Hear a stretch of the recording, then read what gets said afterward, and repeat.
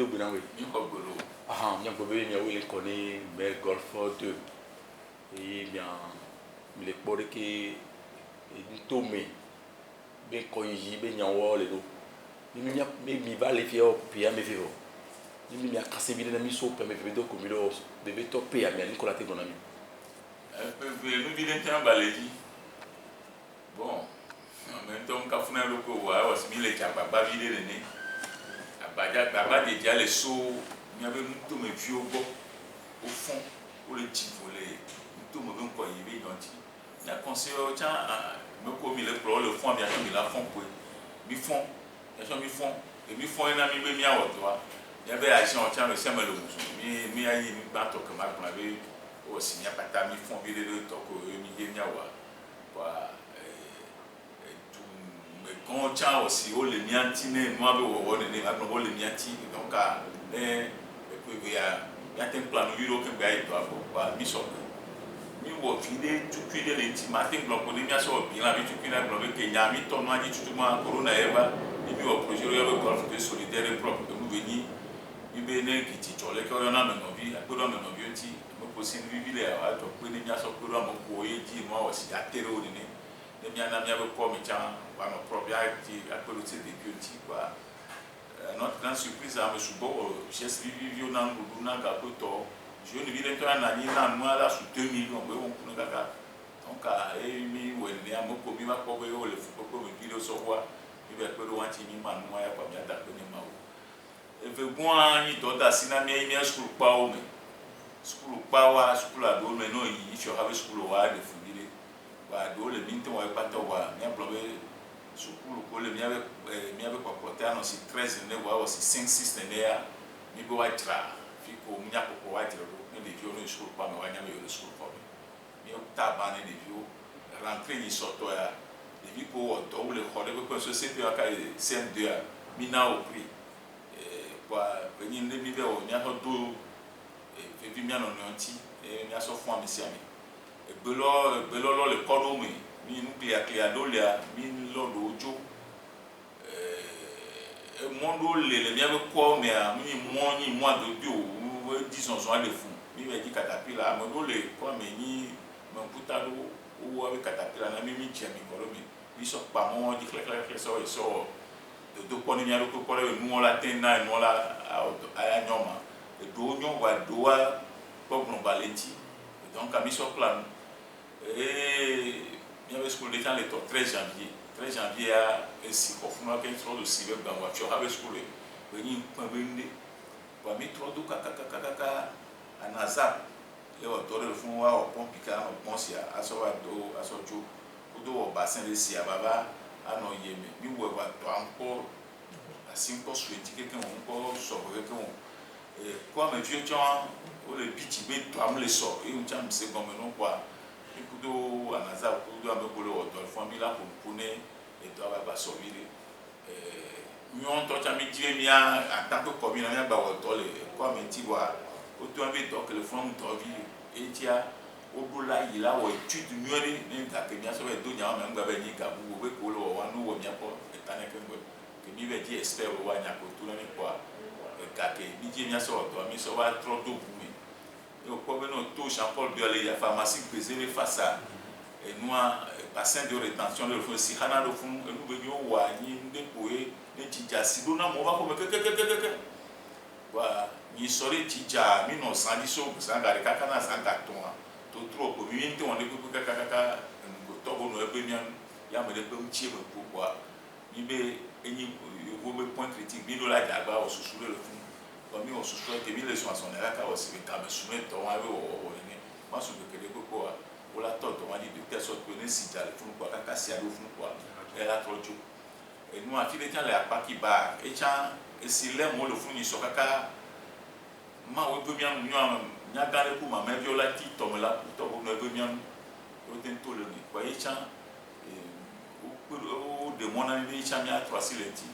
et da o ba be bo de fi chan ba sengare le bon asi chan no we tuno de bien que mo le tombe le kuma no me ton wa e chan o so o skru pa do mi to asi le wati kwa e do ma pen blombe ta ke mi we wa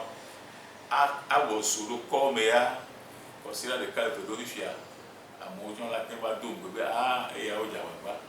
Il y avait un grand si avait un beau domaine. Si avait un beau domaine, pas de le fond. Aux hommes, le pour garder, sur les gardiens, au fier, si on autofond, là, pour être portable là-dessus. Ouais, tu as mis ma trois cils et tu vois le caca et sur le wami, il y a renforcé sur le front à la tombée. Sécurité, il ne va nous faire parce que quand c'est venu un peu d'eau, sur les autres, pour voir le fond, c'est que tu as dit quand l'air. Vous voyez maintenant qu'on fait ça dessus, quoi. Il y a commis très bien, et moi, nous subons, quelqu'un on a ciblé, et tous mes vieux, et n'a imité, on est venu comme il est appelé. Il va donner un bout, les corps, le toi, pour un budget, on se dit qu'il y a ça, les pécos, les médias d'y aller. Le dos corps, le Kevin Nati. Dodo, les gars, c'est ça, très beaucoup les ça. Et il m'a profité de l'occasion, il m'a trouvé. Nous avons un plan communal de développement, PDC, c'est-à-dire a été très clair là, Nani, alors sous la Nani, son péaton, soit il peut avoir une commune avec une bonne TV, Nyama.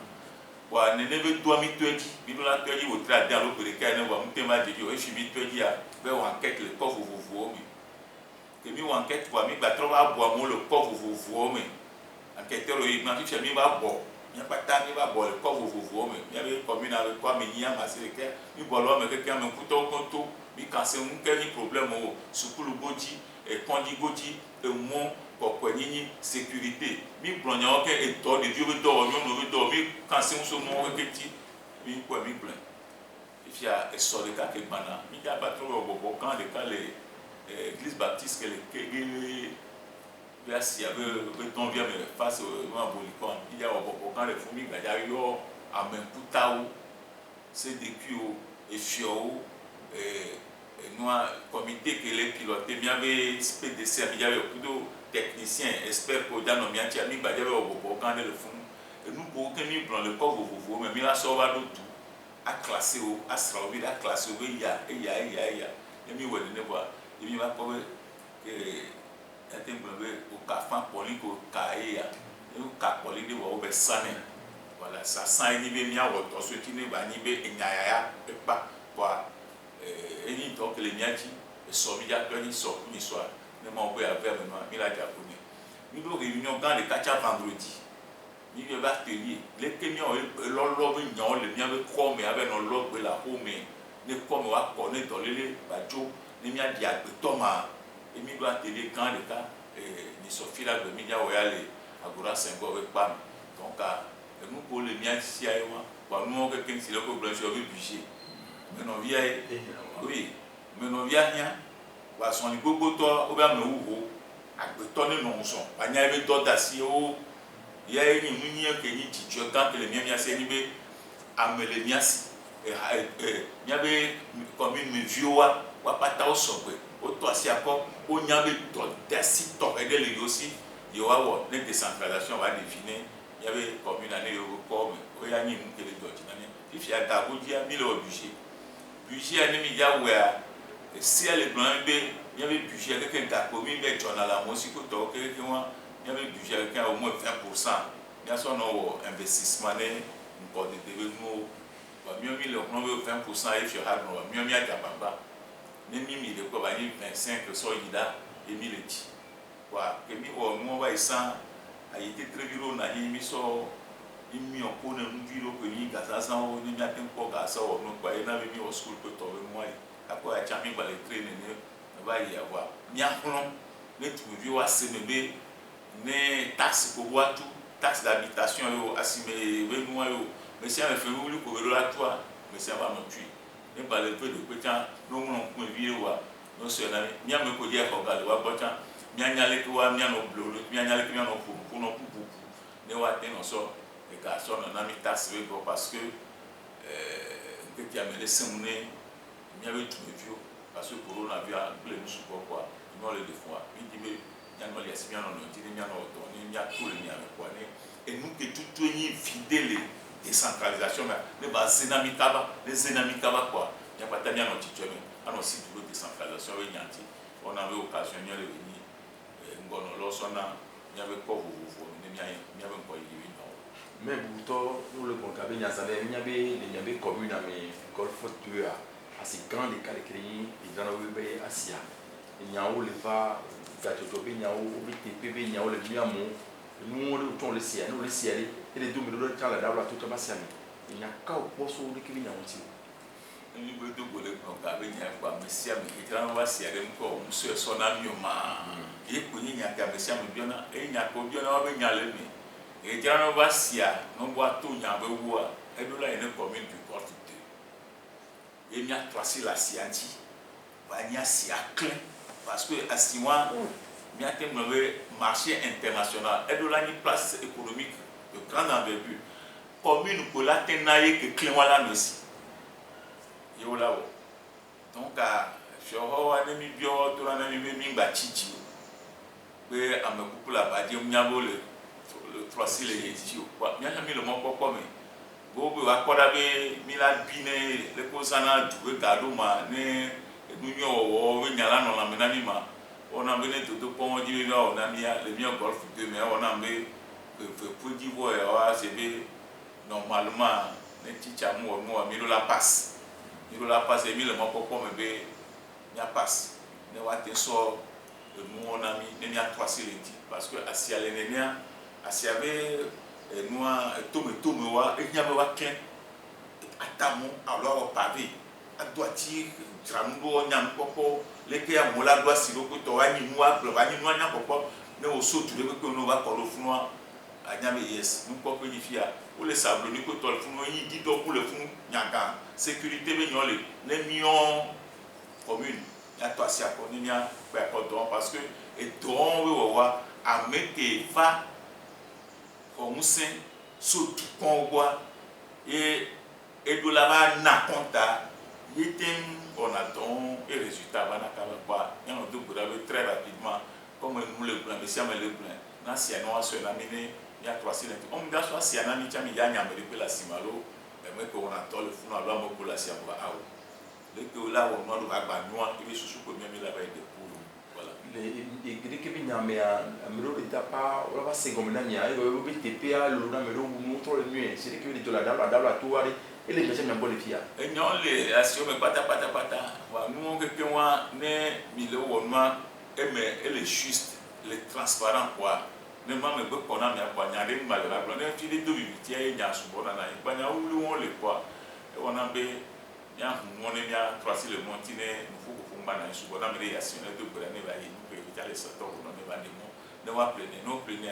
et nous vide les gens sia o la ba wo vide ne mérite e ko mi la do da suko le nasi le meria loi for l'école les qui ko bana mero pe ki mi da je azo l'école be yaso susu ko ba le ni me ko yi be susu no school we nya le mi ave commune amia fio have konji de kai le ni CMS mu ka fu wa ko ha ya mi chamil ça veut dire que me tu ko be ya no mi o so wa konji matin so ku fio have konji ton ni no la ja wala tu konji et DVD commune ko te mo do ve ton ni aton to chamio le ka commune do wala ko ha ya ni no la 3 silenti ba ni konji ke wa me no bio chan no ya wanya ba to ni wa le ku wanti donc a mis les ebe plan le merci le mi ave commune amea nous mondole ko ni mon dans la pedio il a tracé le wanti mi ave commune amea en moment de cas de polea et nous ça to fo so wa to ke a photo ma ko fi ko ato e na accident ko to le no e moi do to ya le filtre très que la nani elle peut devenir filtre trop pour de par nous on est moi pas va observer nous que ni problème et si haha la fio et tout me vieux wa poto alors nous da plat droit alors na me do plat droit le quoi que do wanti ne wa ton atem trozo a metaba ne wa ni fide ne toi nous ko ni to da si le merci na be mi ave budget je ha non be ne mi wo budget 20% de budget migration investissement que la 3 si et tu me vieux ben dans le kenti même ni fonctionnement mieux mi le tirer 20% on est ici 25-30% pourquoi pas plus vraiment où il y a au PDC fifia quoi dossier là non merci ham mon papa là na mieux pour mon la fio à nambe moi comme que minia poto et ne au quoi mi a que mi le plan ni no aller maintenant mais ami avec quoi entreprise privée partenaire extérieur mia no bi ko le diaspora ko to mia de nous koni question le mia we commune ami nous koni ehia le commune ami wa to nya me de la fili ko to mia ten woni bah miano tu n'es quoi et tu as une possibilité de garder avec le PDC quoi très rapidement l'année prochaine il y a on a bien ma for de doa et il y a nos solar bah mon pi c'est-à-dire il y a le sens support mais voilà bah mon pi n'est parce que tu me dis beaucoup au sort depuis les miens communes mais que si on nous quand que les miens c'est nyame en même temps les tu me dis au nyame qu'on a tout pour les toits si à quoi il y a autre là diarabane il y avait commune à Batron et ne veut nous les miens c'est ça quoi il n'a même mis mon copain me veut et nous bah il y a 2022 c'est 2023 mais buto minya be bi le hagani me kenye de le pe maton iso wa ke mo mi la bo pe maton minya ya me gan de kali que ni mettra ko iboa ide il considère le da wo e ko mo ni ko lati bon mi so mettra bo ti oh mettra bo boya ji dotier mettra bo boya ji dotier mettra bo bo be jojua atem bo be enu o to go to akeke no o to go akeke e monsieur méchanie on ne ka konye ko le ko ni be mi ave drapeau wa on ko di dio video ba mettra bo boa be puwa la nya wa di drapeau video ne doit donc on est toi au droit de l'homme mettra bo boy au liberté de presse et ben ko mi le pour aso porte utile tout jour aso fond mettra bo boy au moabo liberté d'association atembo o nya di do ko do wa pour politique nya le doit ben ko yi nya mettra bo boy au multipartisme mettra bo boy a me venia Europe danse bien de tomber tout la merci et tout laisser et nous avons une mise en tout yo prend le miadi pour et nya ko we nya cha nya fi to be so be cha nous le bois ti tu ko ton là non pour la plan wa et cho nya ni plan gbogbo le bo et cho mi gbogbo le cha wa na be e be jua ni kere church na nya le nya me ni be 1 e do kwede 77 ans e subo wa musubo le bible me 70 ans e wote adoti voilà que ya métier dans le beaucoup d'ordre si que les signes tout bois et de la banane vire que tu se mandé là pour 90 ans que toi et la banane nani vire que wa mu ke ba dodinye nya le me yibe nyem so be mettre la go tia badi le mu le fon kunyo wa go yimse wa que ma we to no ti bi akle quoi et pour les petits papa parce que toi me fa venir quoi il y a eu des dés et toi tu na quoi mon coco nya ni be le to no boda la quanti va fa no muso adu bela ro miata nya be etwa nchako amuela jabu nene ano tu esi na me ko la wene to aba ni polo e ko ni mato so mambe souvenir na lu ku ke to kede le cadeau que no me kudo mettra go ibo me te ton nous donc ku to he matin donc nous ko ke mi agloso mettra go ibo ke adele nya o subo ale gbegbe nous subo ale gbegbe nous le cas que nous les schools bandit de voter que nous la politique nous les droits de l'homme que nous bois nous sénèle fond que nous bois nous comme il y a métier avec bonbon toi quelque mettre à gogo avec bonbon toi quelque bois un abe mbe ji be matone be est-ce que nyambe et toi quelque soit mon coco soit dans le dimanche nous y bosse c'est ton bon moi les considérer que quoi vous lever cabinet mon comme toi tu veux pour moi quoi présenter le point de Simon, je suis étudiant en Bordeaux, le vote de Niamene et de la créer parti politique, ne Togo du Wa Bordeaux, mais ne wa communauté ne toque belwa, ne dans Ogono dans Osolantane dans oh n'a pas le nom, un peu ne va vraiment. Et bien nous qui les wallet CNDH ou de société civile, mais ne trop au parti politique et il y avait tu prends la pour toi, nous battons c'est non on va nous y a nous mouwa au temps sultani. Ok, ici. Association de l'CAT, nous on est contre le tribalisme et le régionalisme. Et puis, matin de comme nous, comme nous, il dit que aussi à me retrouver le pour ne quoi. Et bien, on va créer parti politique, car comité d'action pour le renouveau. Non, ce n'est pas un comité d'action pour le renouveau. Notre travail va venir. Quoi, tout gouvernement a me pour quelqu'un, nord, sud, à tout le monde, pas tant le il y a un mot très actif, engagé. Va mettre à Gouvernement des cas que nous, nous avons atteint quand nous avons les lamenés, nous avons des peu nous avons chimblé. Il y a chimblé. Nous avons pas nos plus hauts. Et on a essayé, on a biosé. À biosé, c'est nous, il y a l'école à des sous-soignés, des sous-soignés. Nous, pour le mondial, il faut que le mondial soit et n'y a pas risque zéro moula ni ma voix il y a pas n'kebe le ya fokute na ni voix il y a d'autres d'acier quoi ne be so ne be ta ni quoi e vo porter en bagné to noa adesso il ne de so atan le tient pas comme nous be le ni tout le wona quoi to ko no wasi non ne dit nous de pas que ma do ni ya ya ti mfani ga que mo le mettre à côté surtout quand pas me payer plus on pour mettre à côté quoi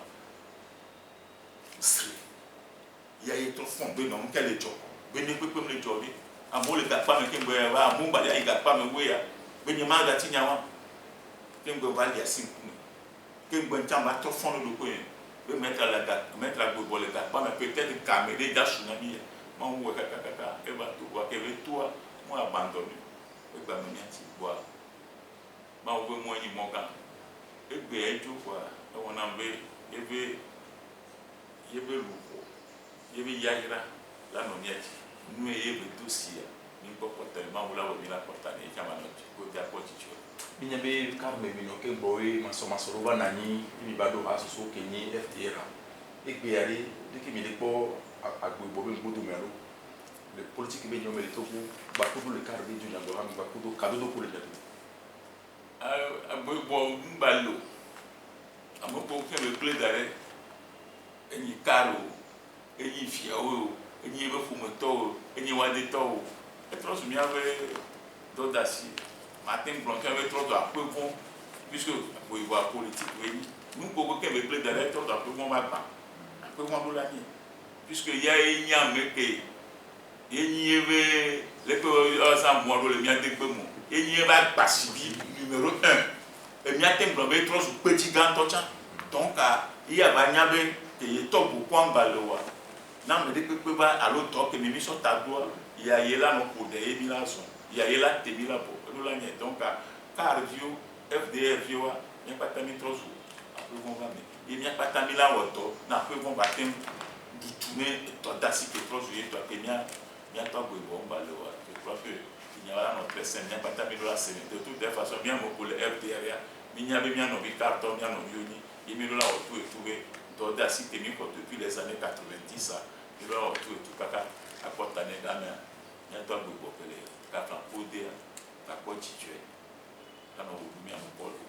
et la tete me be karkudo FDR be ha ola chafa awo do nke la na o matin chadu le que mon la idoa au port de Calenti le FDR que mi le créé FDR mi le créé demi sur les Jawat le kudo karo mi le créé be nu ka gbe bo fiomi ke gbe bo masi be baba e moi mi akemi be do moi de ni mi atro to ne pichupi ke nya lo mi akemi o vile le no so me ver no le travail tout ça et là après très rapidement que mi le créé ha amour blombe avec le FDR à Pola avec à tout voir à la tête à Pola et nya wecha ma wu webe e to wa to gbogbo ji ke Nemniyewa, au matin c'est bon très rapidement, mais on décide qu'il faut C14, il faut nous et bien il y a après bon plan pour les 4 nous C14 va inhiber miano tout nya candidat les cas mais il y a que voir il y a des candidats ne y a que doit monter ne y a des chambres que capamani politique to bi tatolo amia nya patamia menti ne y a des sort transition ne y a tout et il y a que le plan et potolé et il y a nous le ko yobo be le ko nema prédiction et ne mi saya be mi no tuwe sasa mi mo e cérémonie be mi la no tu ne mi mo ya gbede wa e plan ni sur le discours de be mi no tu allo mi to lavo mi be to me lagbe mi to lavo mi lavo donc tu no no ya nyambu ya mi la we polo oui mais bon to si le gouvernement be asosole me ole ele ke be asoswa oyo ne be FDR et que ko ba yi so ami lo be pe amaton les ont les combinaisons que mais le Québec et bien les communautés bon soso pe amaton va sur les combinaisons anti FDR les partis politiques mais nous do pe aton aussi be odo efe que la tête quand dans donné allo au monde qui avait un gogoro ti bien parti politique allo bien tout le politique mais là bien monde qui gogo ton ti donc à aton esu ne mi atem to nous à Kanta à Dankaka ça dit il y a bien tourner bien trouver yao donc à une expérience de 5 ans mais de politique be nyame une expérience de ni soit il va contacter mi vers o mi sont les bien maton oui nous kenni e nyaka ke mi plan ni mi créer FDR ne mi no asoso porteo wa haji ne to bo be nko yi ne démocratie be nya ne tout non be nya ni ho ne tout non ya e ni condition numéro 1 ni ho kaka ni au plus de 6 va essayer 14 nous que là où nous ni be ya chambre de cas à sa élection ne bien sur transition mi plein champ pour quand on dit nous que mi au champ mi plein champ bon peut-être même des noirs comme les que mieux les cas me porter wa si moi ina ba mo wa takama peut-être ya tembo be ni bien vous data fa ni bien vous data ko ba len ko damia ni do expérience ya bo mi la no de no wa tout ni tasi nyare di e nya gangan me fe opposition be du nono e wa so encore avant ko mi lo se te gban ya mi popo ba ko do élection régionale be nya o mi blanc nya se gomi non opposition be du nono ya e ya ngani mi o mi be nya mesia me le blanc e be ni mo to wa do me la gle na même ne mettre bo ku so no ya mula pour no be yo to no be no no allo mi opposition mais mi est obligé l'aller non d'ici là non tout la so et trouver bien so daron connaît mieux to puisque les toi quoi to quoi bien tu mis le mi ba so bien to daron connaît to il là non tout il y a peu va blonner s'unir ou périr bien non tout allo to la blanc bien to bien to là pour moi deuxième chose c'est une élection régionale ni soit dit nous doit bon mi ikoto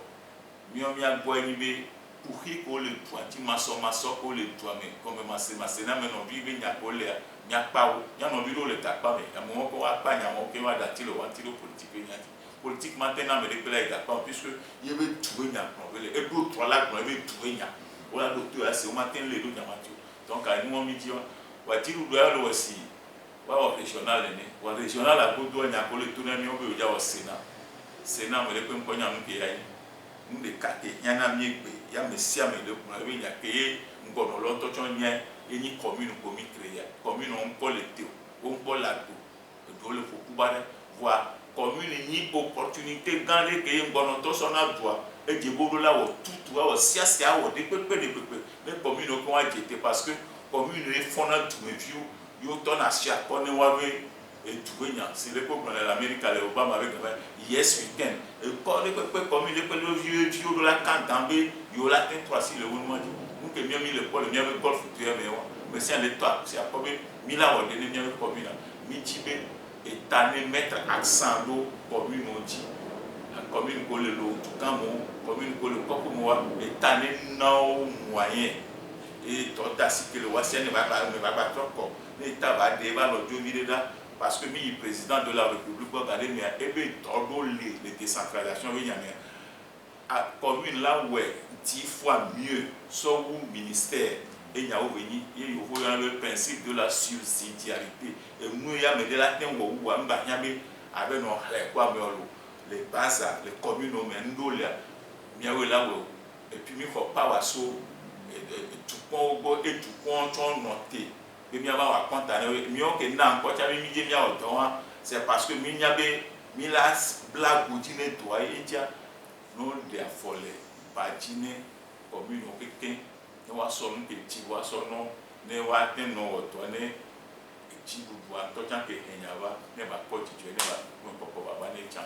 mais vous to ni la so wu du ba 5 kanu ni nya ka la sur la nya ka la si on ba nya ba di wa ba da pe bo na mi opportunité de décentralisation donc il n'y a pas terminé toi c'est quoi il y a pas plein avec plein pour même il y a le commune vous wani tout il y a tout que toi la ni tout comprendre toi venia conduit venia school venia et moi venia réseau venia sécurité venia il y a pas que bon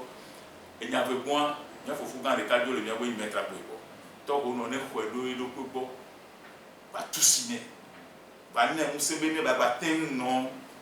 et tu as annoncé elle dans l'autre dominé va tout ne tout beau toyer tout beau et son ne va baler ben tout bas son mais il y a des sons tu fais un mot pour nyambe nous que mettre à bout va voler va mais le politique va pas dire droit de l'homme liberté d'association liberté de presse les partis politiques alternance ne va démocratisation veut dire qu'il y a des gens tout les mais à me coquer c'est ne nous gomoa notre fond nous a dit nous a boutamené et toi et nous a boutamené soit le petit et d'autres si particuliers on a mettre le van mettre à peu qu'on est que nous a peu point tirer il va pemer car il va voir aussi moi il va doit mener voir et puis non c'est 14 il y a un peu au cube à au balai ou sang et aussi be et va offrir toi taille donc à banyambe y toi mbaloa y novio chi y sime bao fufu gangue to ne to bois va pas de delo. Docteur James Amanglo beaucoup c'est non mais à peu non cacao Merci.